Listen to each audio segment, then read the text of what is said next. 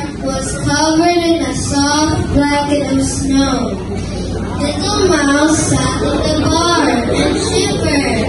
He was cold and hungry. He knew there were tasty scraps in the barn house.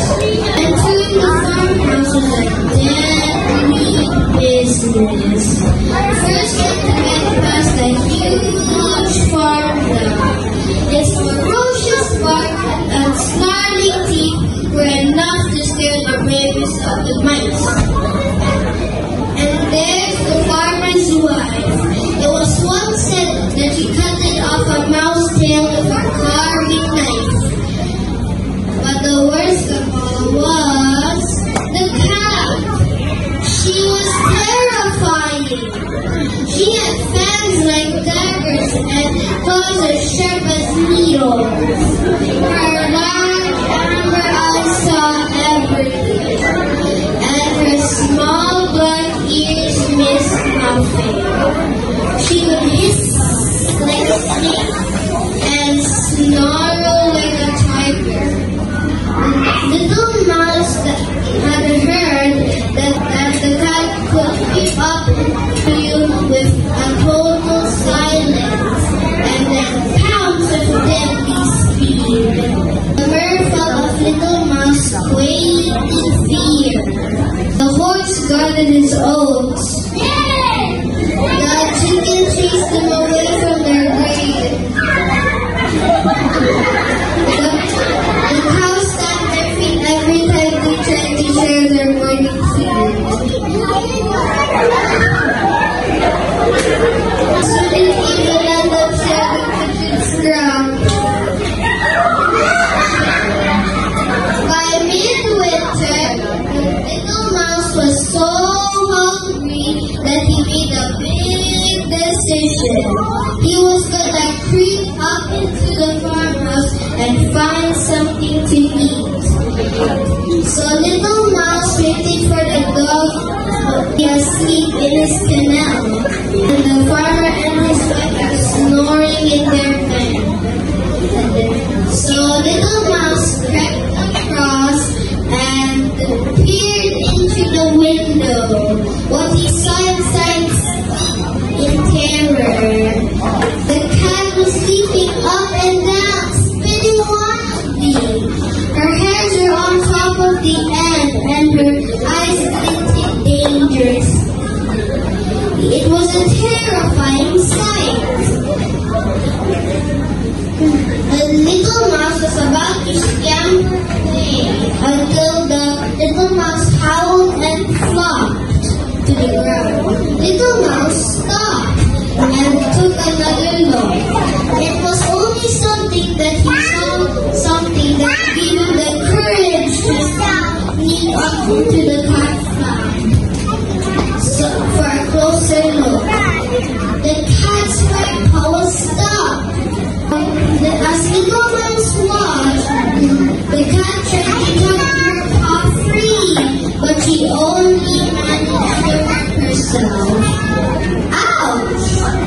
Little Mouse was very scared and also very kind. He didn't like to see anything in pain, so he crept across to see if he could help. The cat's ears twitched. Who goes there? He squeaked the Little Mouse bravely. Can I help you? The cat switched her tail and sighed. My paw is trapped, but I'm not supposed to little follow if you could help. I will just have to wait until the farmer's wife comes down in the morning.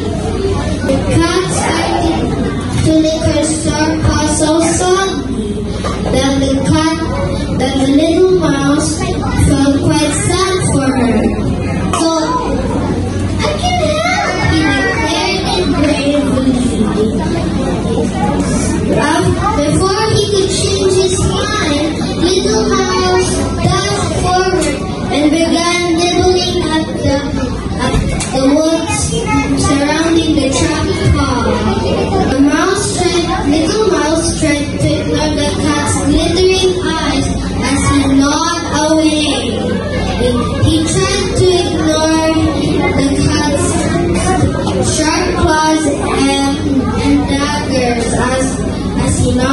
The little mouse worked very quickly until the cat's paw was free. Thank you, purred the cat, but her eyes glowed. The mouse tried to flee, but the cat was too fast. She pounced and trapped the mouse's tail beneath her paw. Hey, don't run away. I'm not gonna hurt you. But little mouse gulped and looked up into the cat. The cat what he saw surprised him. The cat's eyes weren't scared at all. They were kind and playful. Little mouse smiled up at the cat. The cat smiled back. What about you warm yourself up beside the fire? Said the cat. I could even get scraps of cheese if you like. Oh, yes, please. I am starving. After little mouse had eaten so much that he sat with pleasure beside the cat, beside the warm fire. And the mouse were very best of friends. Unfortunately, the farmer's wife came and didn't share the view of the mice. She screamed and screamed and screamed. Humans are frightened of mice. That's why they make such a fuss, said the cat smiling. But I think it's more safer if you only come in the farmhouse if everyone is asleep. What about the farmer's wife cutting off our tails with a carving knife? Oh, that's just a silly story, laughed the cat. From that day on, little mouse never went hungry. Each day, the cat would leave some scraps of cheese in his mouse hole in the barn. And everyone was asleep, the little mouse would creep up into the farmhouse and with pleasure beside the warm fire with his real best friend. The end.